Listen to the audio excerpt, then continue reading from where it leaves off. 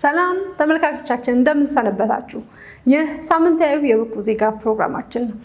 በብቁ ዜጋ ልጆች በአካል በስነ ልቦና በስነ አእምሮ እንዲሁም ደግሞ በማህበራዊ ህይወታቸው እንዴት የበቁ ዜጋ አርገን እንደምናሳድጋቸው የምንማርበት የተለያዩ ጥበቦችን የምንማርበት ፕሮግራማችን ነው። ዛሬ እንግዲህ ተመልካቾቻችን ብዙ ፕሮግራሞችን አዘጋጅተንላችኋል። የልጆች አመጋገብ ፕሮግራም አለን፣ እንዲሁም ደግሞ ያስተዳደግም ፕሮግራም አለን። ዛሬ እንግዲህ የመጀመሪያ ፕሮግራማችን የሚሆነው የልጆች የምግብ ዝግጅት ፕሮግራማችን ነው። በዚህ የልጆች የምግብ ዝግጅታችን ንግስት ዛሬ ልጆች ትምህርት ቤት ቋጥረው ይዘውት ስለሚሄዱት ምግብ ከሩዝ እና ከፎሶሊያ የሚሰራ አሰራር ታንላለች። ላላችሁ ጥያቄ፣ አስተያየት እንዲሁም ደግሞ ጥቆማ ቢዜድን በማስቀደም በ6121 ላይ ብትልኩልን እንመልሳለን። እስከ ፕሮግራማችን ፍጻሜ ድረስ አብራችሁ እንድትቆዩ ጋብዛችኋለሁኝ። መልካም ቆይታ።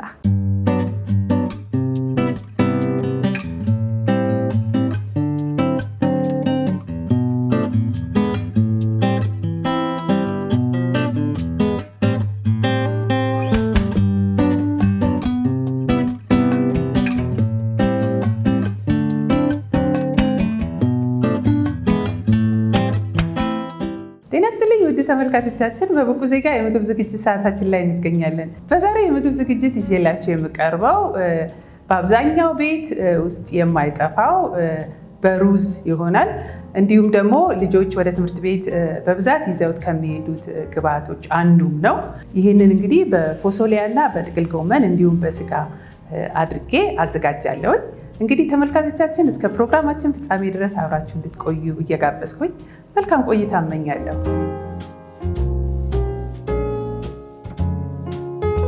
እንግዲህ ተመልካቾቻችን ግብአቶቹ ያዘጋጅቻለሁኝ። ሩዝ አለ፣ የተፈጨ ስጋ አለ። እነዚህ መቀመሚያዎቹ ናቸው። ወደ አትክልቱ ደግሞ ስንሄድ ታጥበው ተዘጋጅተው ተቀምጠዋል።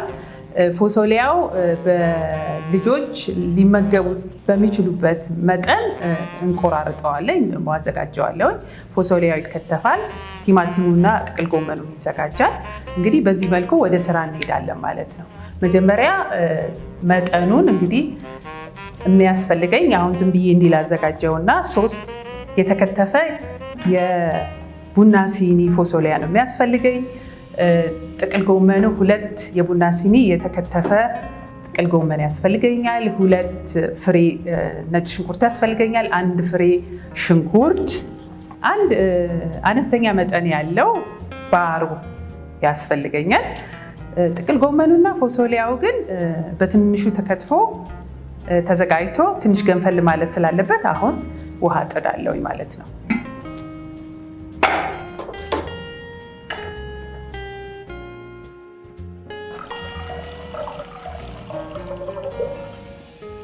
ውሃው እስኪፈላ ድረስ እኔ እነዚህን እከታትፋለሁ ማለት ነው።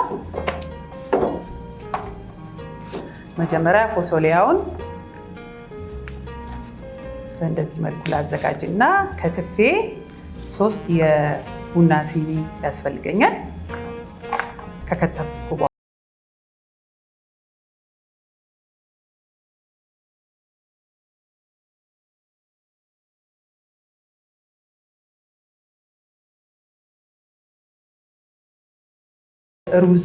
ሩዝ እንግዲህ በአብዛኛው ቅድም እንደጠቀስኩት በአብዛኛው ጊዜ ወደ ትምህርት ቤት ከሚላኩ ምግቦች አንዱ ነው።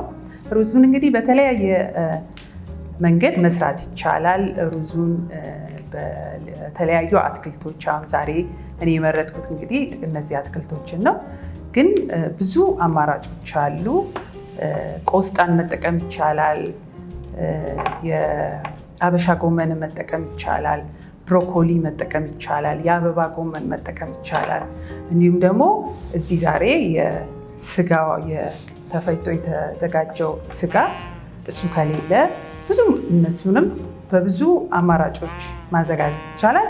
ለምሳሌ የዶሮ ስጋ ካለ፣ አሳ ካለ፣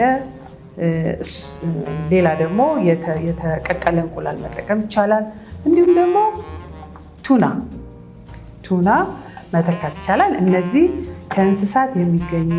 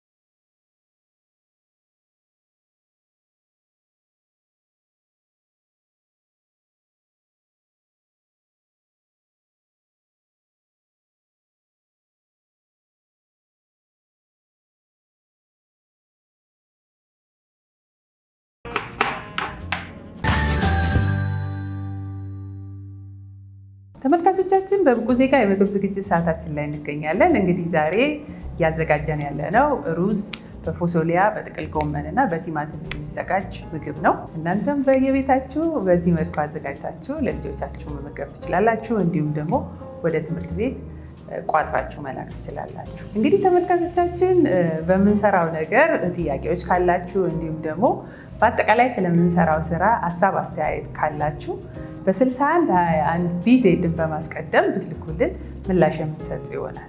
ተመልካቾቻችን እንደምታዩት እንግዲህ ቅድም ለመክተፍ ያዘጋጀሁትን ፎሶሊያ ለልጆቹ አፍ በሚመጥን ሳይዝ እየከተፍኩት እገኛለሁ። እንዲሁም ደግሞ ለመመጠን እንዲመቸኝ እነዚህን በዚህ መጠን የከተፍኩትን እለካውና ውሃውም እየፈላ ስለሆነ ገንፈል ለማድረግ ወደ እሱ እከታለሁ።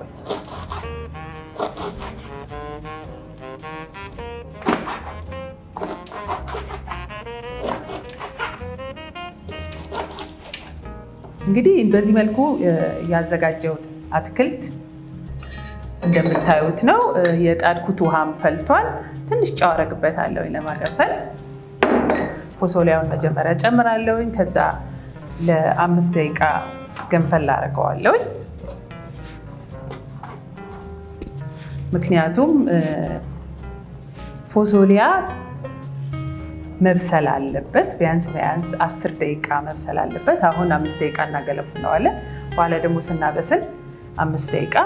ስለዚህ ጥሬውን መበላት የሌለበት አትክልት ቢኖር ፎሶሊያ ነው። ተመልካቾቻችን እንግዲህ የጣድኩት ፎሶሊያ 5 ደቂቃ ያስፈልገዋል እስከሚገነፍል ድረስ። እኛ ስለ ፎሶሊያ ትንሽ ማውራት እንችላለን። ለምሳሌ ፎሶሊያ በዓለም ላይ በጣም ከታወቁ አትክልቶቿ አንዱ ፎሶሊያ ነው። ፎሶሊያ ወደ 150 የሚሆን ዝርያዎች ያሉት አትክልት ነው።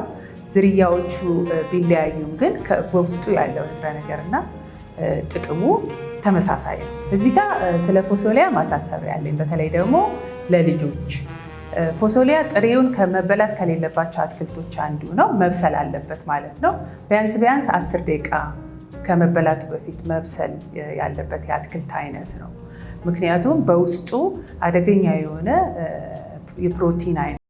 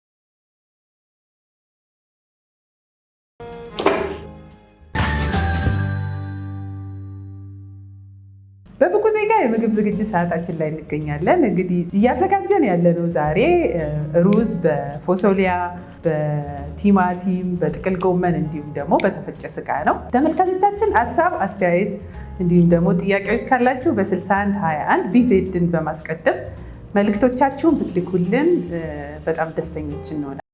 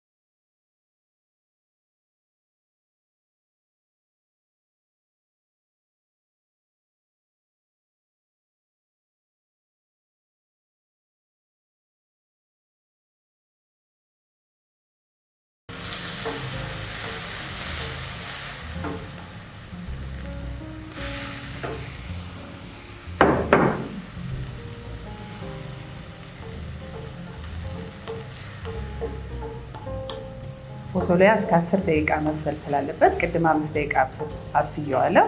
አሁን ደግሞ 5 ደቂቃ በስለዋለሁ። 5 ደቂቃ በስሏል። ቀጥዬ ደግሞ ጥቅል ጎመኑን ከታለሁኝ። ጥቅል ጎመኑ ግን በደንብ ቅድም የገነፈለ ስለሆነ በጣም መብሰል የለበትም። 1-2 ደቂቃ በቂው ነው።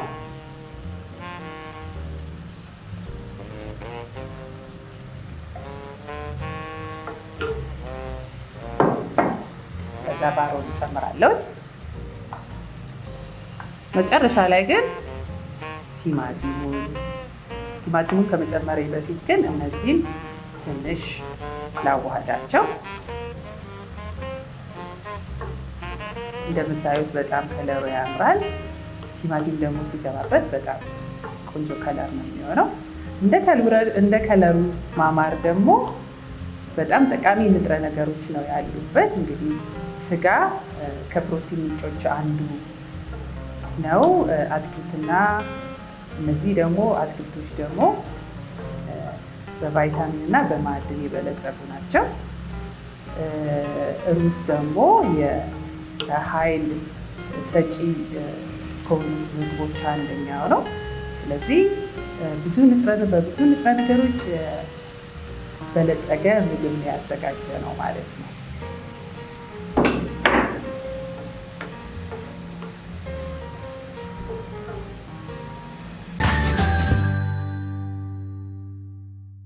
እሺ ተመልካቾቻችን እንደምትመለከቱት የጣድኩት ምግብ በስሏል። አሁን የቀረው ግብአት እንግዲህ ቲማቲም ነው። ቲማቲም ከጨመርኩኝ በኋላ በጨውና በቁንደ በርበሬ ቀመመዋለሁ። ከዛ በኋላ በሩዝ አቀርበዋለሁ። በጣም ቆንጆ ምግብ